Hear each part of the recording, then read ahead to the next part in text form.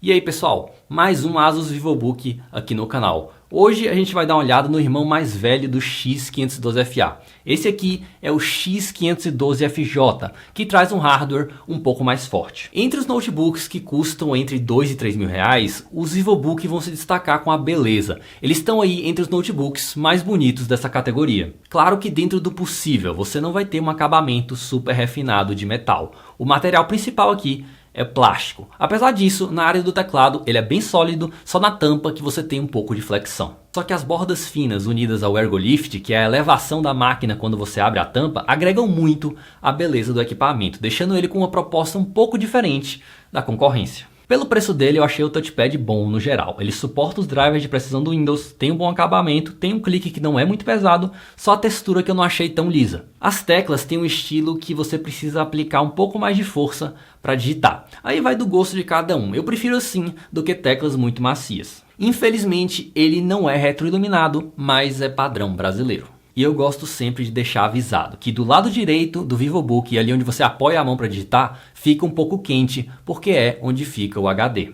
Na câmera térmica dá para vocês observarem que ali é exatamente a parte mais quente do notebook. Como ele não vem com um SSD de fábrica, o HD fica sempre sendo acessado. Consequentemente, essa região pode ficar um pouco mais quente que o normal. E isso me incomodou um pouquinho, galera, em algumas situações. Mas não incomoda a ponto de você não conseguir colocar a mão nem nada, tá? Mas é um pouquinho chato você estar digitando e ficar com sua palma apoiada aí numa região mais quente, né? Enfim, não ter um SSD prejudica um notebook de formas que a gente menos espera. Na bateria ele me deu entre 3 e 4 horas de duração no uso leve. Uma das diferenças entre o X512FA e o X512FJ é a tela. O X512FJ vem com um painel Full HD, só que não é um painel IPS, pessoal, é um painel TN, que significa que você não tem bons ângulos de visão. A tela em si eu achei que veio com umas cores muito quentes, mas você consegue ajustar a temperatura das cores no software da Asus. É uma pena, pessoal, porque a Asus meio que deu passos para trás. Para quem não lembra, o antigo VivoBook, o X510UR, era vendido com tela IPS. Eu vou até dar uma olhada para ver se ele ainda está em estoque e vou deixar na descrição do vídeo o link para todos os VivoBook, para quem se interessar em comprar. E comprando por lá, vocês me ajudam a continuar com o canal. Se eles tivessem colocado uma tela IPS aqui, mesmo sendo uma mais básica, eles teriam o melhor notebook até 3 mil reais disparado. É uma pena, pessoal. E o som, pessoal, não tem muito o que dizer. Ele tem uma qualidade equivalente à da categoria dele, tá? Não é nada fantástico. O volume é ok, mas se você colocar no máximo, ele distorce um pouco em algumas situações. Na conectividade, ele traz duas portas USB 2, uma USB 3 HDMI, USB-C, entrada de fone e o leitor de cartão de memória, que é micro SD. Lembrando que ele não tem porta de rede. Por dentro ele é semelhante ao X512FA. Ele tem um slot M2 que é compatível tanto com o padrão SATA como o PCI Express e um slot de RAM. Um dos grandes atrativos aqui é a GeForce MX 230. A MX 230 é um pouco mais forte que a MX 130, na casa dos 10%, pessoal, não chega a ser muita coisa.